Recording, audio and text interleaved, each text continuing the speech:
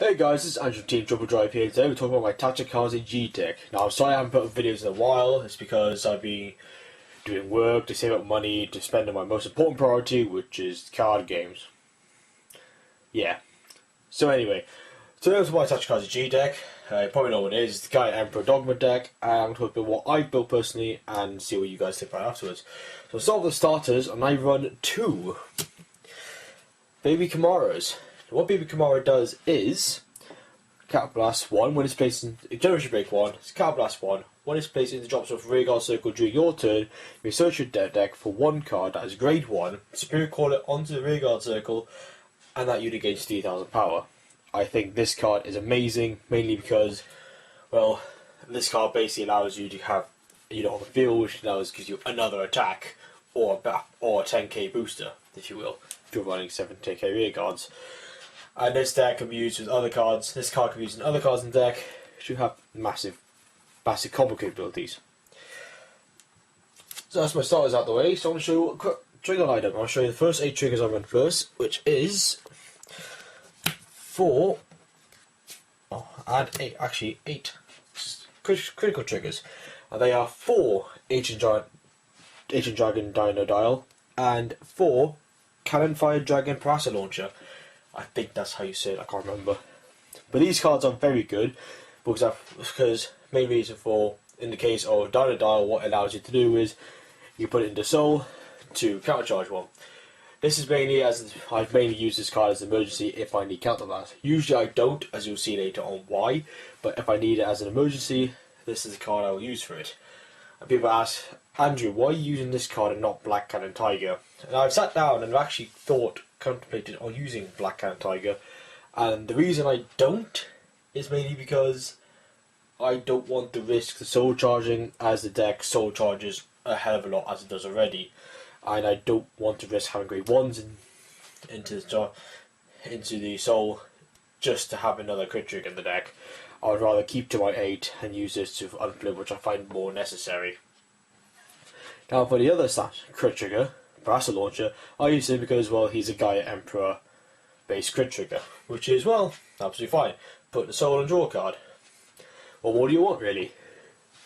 So, for my other 8 triggers, I run 2 draw, 4 heal, and 2 stand. Now I run the special stand and the special draws. And what it allows you to do is, well, obviously the draw trigger is Cannon Fire Dragon Sledge Angler, which is put into the soul, choose a Rearguard and give 3,000 power. I never really use that skill in aiming matches. It's there, as I said, as a just in case I need to use it. But special draw trigger, that will barely be on Rearguard Circle, barely only there for drive checks, and has to draw cards. Now I run Quilla Magnum because when I played it with 4 Sledge Angler draw triggers, I find that I decked out way too much due to what you can do with the deck and its potential to draw a lot of cards. So what I want to do is still have the draw power but being able to control it, and the stand trigger does the same thing, which is Generation Break 1, that allows you to basically draw. So Generation Break 1, when this is placed in the drop zone from the Rearguard Circle during your turn, you just put it at the bottom of the deck, draw a card, choose 20 Rearguards, and that gains 5,000 at the end of the turn. This skill is absolutely amazing, as it allows you to do a controlled draw and have power on the field, giving you power advantage over your opponent. And that is my grade 0 lineup. For my grade 1s, I run 4 different types. I run Cold Dragon Freezer X. I run 3 Prison Bird, 3 Wing Dragon / Beam Terror, and 4 Savage Guardians, one of which is in SP. Now, there's obviously reasons I've run 4, but I'll tell you what they all 4 do in detail. First of all, Cold Dragon Freezer X. What Cold Dragon Freezer X is a Generation Break 1. When this card is placed onto the drop zone from the Rearguard Circle during your turn, if you have a Vanguard with Gaia in its name, you may pay the cost. Well, you don't pay the cost, but if you have a Gaia in its name, you can countercharge one and soul charge one and choose one of your Rearguards, gain 2,000 power.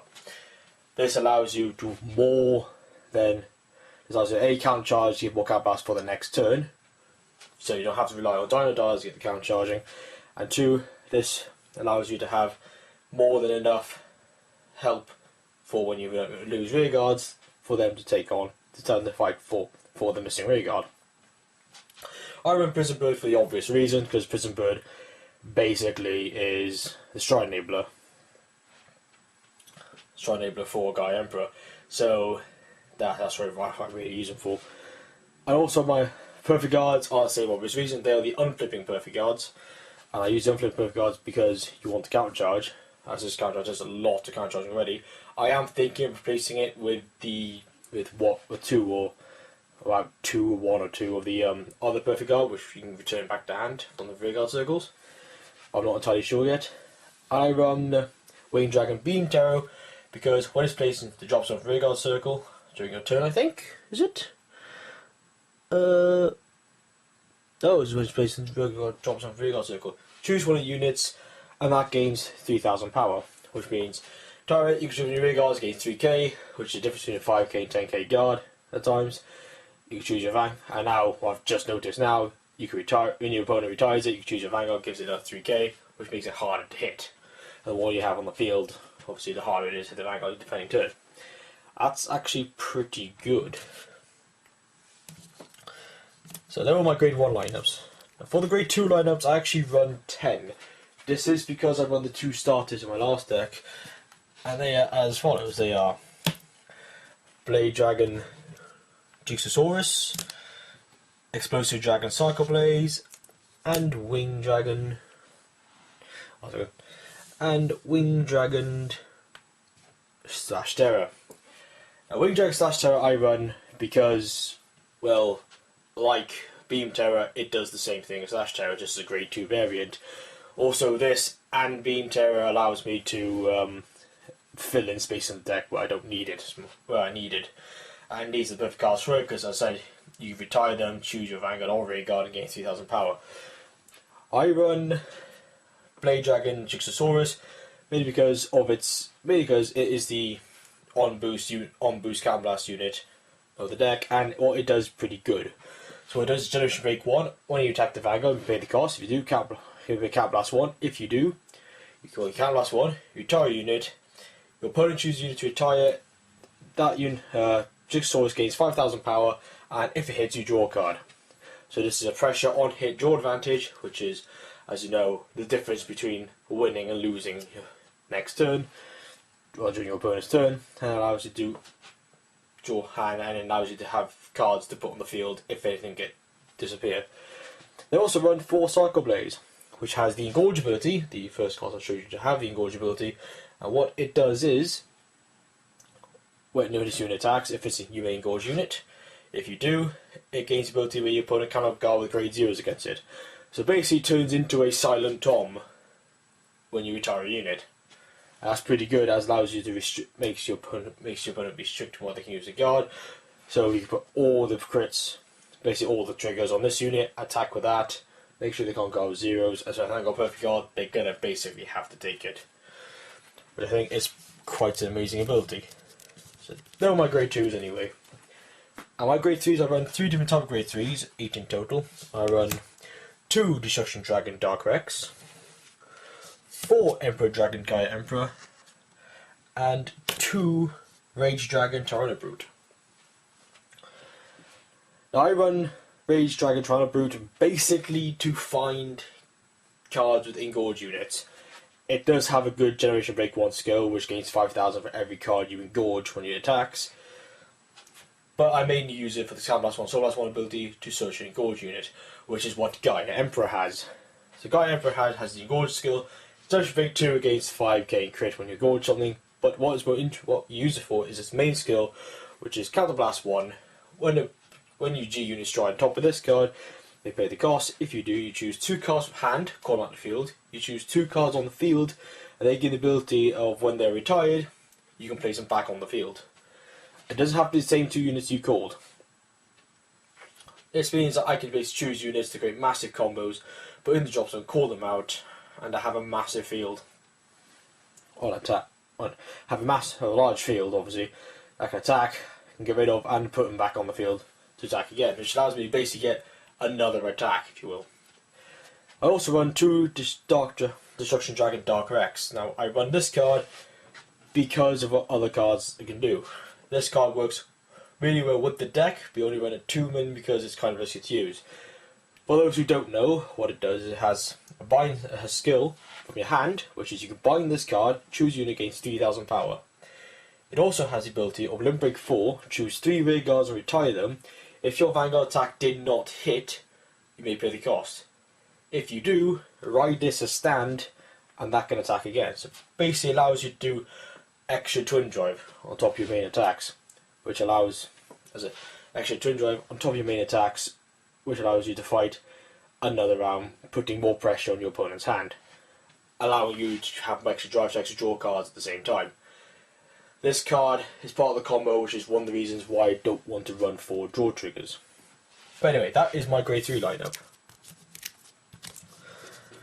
So my stride lineup is going to be pretty predictable, as you can guess. It is not a full stride lineup, purely because I'm kind of waiting for new support to come out for it eventually, when I actually know. I think it's coming out in September, I'm not entirely sure. But I will show you the 4 main cards. The 4 main cards we'll be using is Absolute Ruler Gluttony Dogma. Absolute Ruler Gluttony Dogma is an amazing card, and it's a staple to all Tachikaze G decks. What it does is, when it attacks and you engorge, that number of units you engorge will equal to what the skill can be done. If you attack, you turn it face up, and if you engorge 3 or more, it gains 10,000 to end the turn. So straight up plus 10k, so it becomes a 36k attack on its own.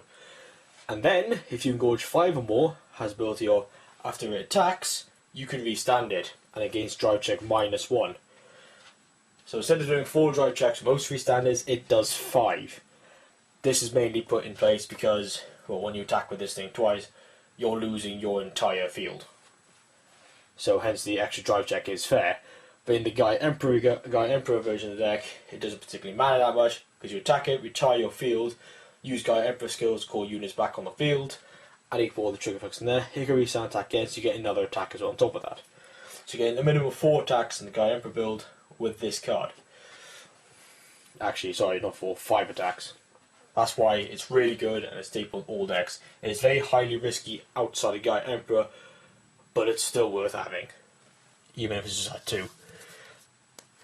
So other strides, for other main strides, Tachikaze strides, I run 1 Destruction Tyrant Arch Raider, 1 Destructive Equipment Hammer Guild, and 2 Destruction Tyrant Twin Tempest. Sorry. As you know, these 3 cards, one's from Fire Collection, one's a Rare Stride, and one's a G Rare Stride. A Fire Collection Stride is Arch Raider, and what Arch Raider does is when it attacks, it when it attacks, it has the ability of retire a unit, gains 5k, and if it hits, retire another unit. This is my starter stride I go into if I haven't got Gaia Emperor, as it requires less cost for a similar benefit. But I use it as an emergency, and I will barely really use it afterwards unless I'm running out of strides. Destructive Equipment Hammer Guild is the first stride I go into if I have Gaia Emperor as the Vanguard. And what it does is, has the engorge ability. When it attacks, you engorge, and if this unit is in engorged state, this unit Vanguard gains 3000 power, and if you engorge 2 units or more, it gains, you choose a opponent in front row and retire it, which is pretty good because it gives you a field advantage, basically giving you another attack if you use Gaia Emperor. Where your opponent loses 5k defense Interceptor and loses field in general. That's what I will use like Gaia Emperor as a Vanguard. And then finally you have Destruction Tyrant Twin Tempest. I do not think Destruction Tyrant Twin Tempest is the best G Guardian, but it's probably the most fun G Guardian out there at the moment. What it does is, after it's attacked, Counter Blast 2, Soul Blast 2, choose 3 units on your 3 Tachikaze units, or 3 units in general on your side, and retire them. Then you may retire all units from all fighters. an entire field, and this doesn't matter what form it's in.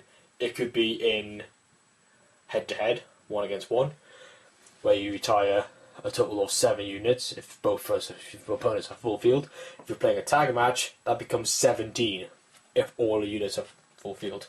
It doesn't matter what deck, what position it's in, it will retire everything. So basically in tag battles, if your opponent has a field you cannot deal with, use this. Hopefully your opponent plays a deck where it doesn't really need rear guards, and retire all your opponent's rear guards.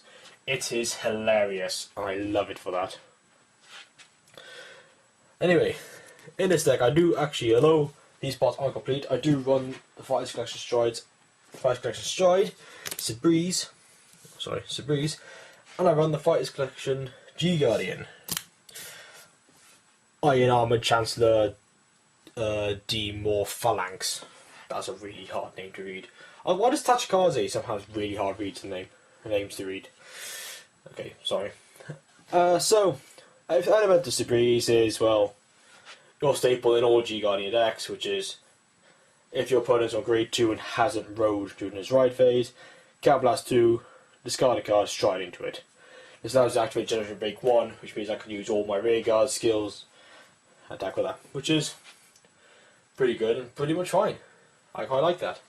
Also, I run the G-Guardian, and what the G-Guardian does is, when you G-Guardian discard by discarding a heal trigger, if you have less units than your opponents, it gains additional 5k, so it becomes a 31k rear guard, which you're pretty much guaranteed to have, mainly because you'll be retiring your own units anyway. So that is my Tachikaze deck. Do I see something funny?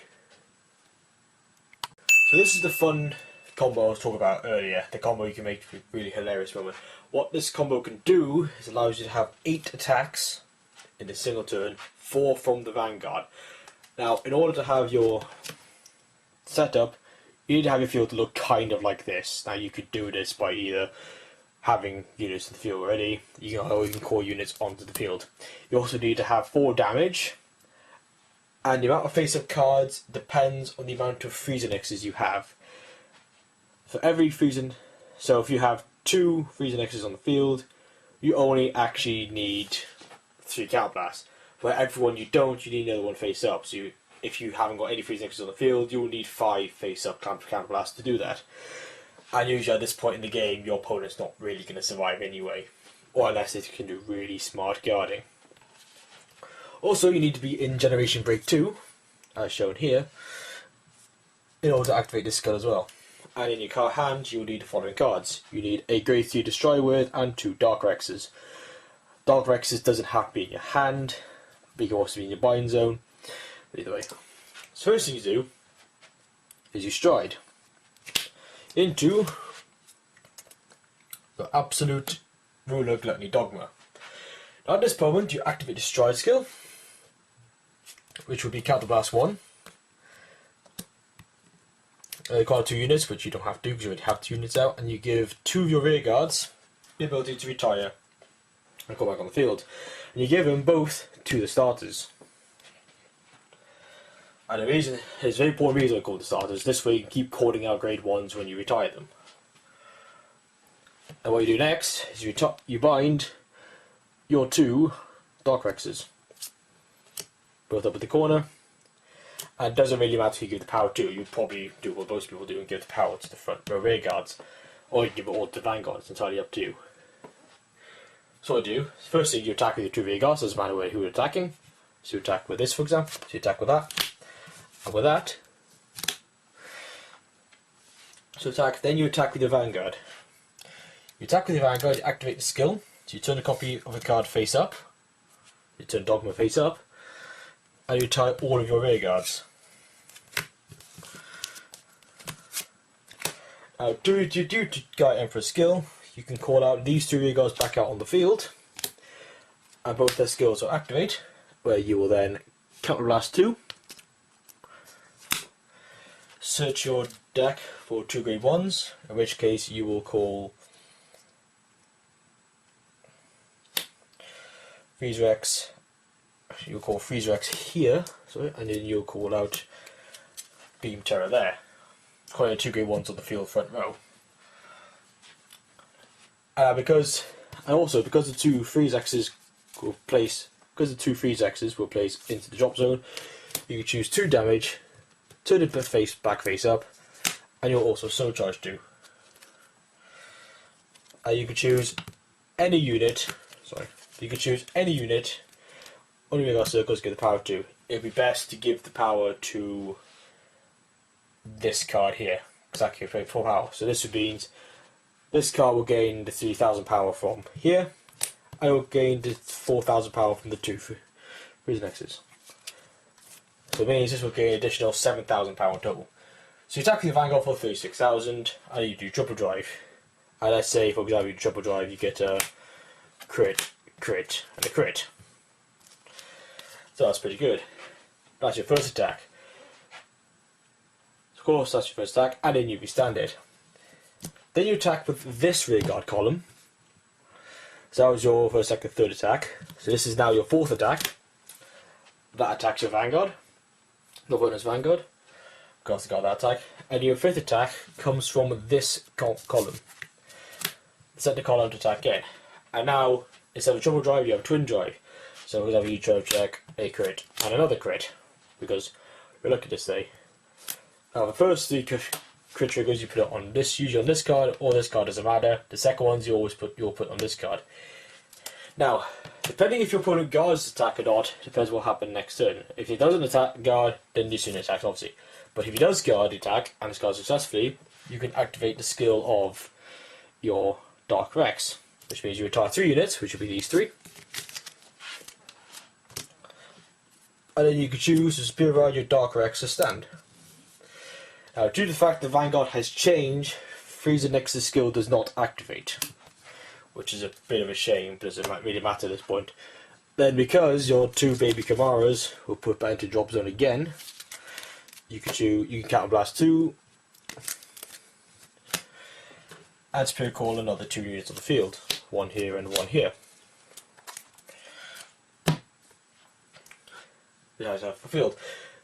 And plus they gain an additional 3k. So you've got a center column, which is 20,000 power, and then you've got this column on the side here, which is 14 plus the 10, so that's 27,000. So you go for attack, and so you go for your 6th attack. 6 attacks with that column here. That attacks Vanguard, and if you guard, and of course the guard and all doesn't matter, it's only rear guard attack. Then your 3rd Vanguard attack goes. Your 3rd Vanguard attack will be going for 20,000 to your opponent, and if they guard attack again, you can activate the other Binded Dark Rex skill again. You retire these 2 units. Oh, obviously you do your twin drive, so you get your other 2 crits if you're really lucky. Retire those 3, and then you rewrite this Dark Rex again. So the Dark Rex will gain additional 9,000 power because of these 3 beam terrors. So that's 19,000 to the Vanguard attack with your extra twin drive. So in this case you get another crit and a heal. And then you can choose to heal one of your cards and choose any of the cards, and the same thing. This will end up with you doing 9 drive checks and having, well, your 9 grade zeros, or whatever you drive check into your hands. And stuff like that. So, that is how the Tachikaze combo works. Tell us what you think and like about it, tell us what you don't like about it. And have a nice day. This is Andrew0572 signing out. Have a nice one.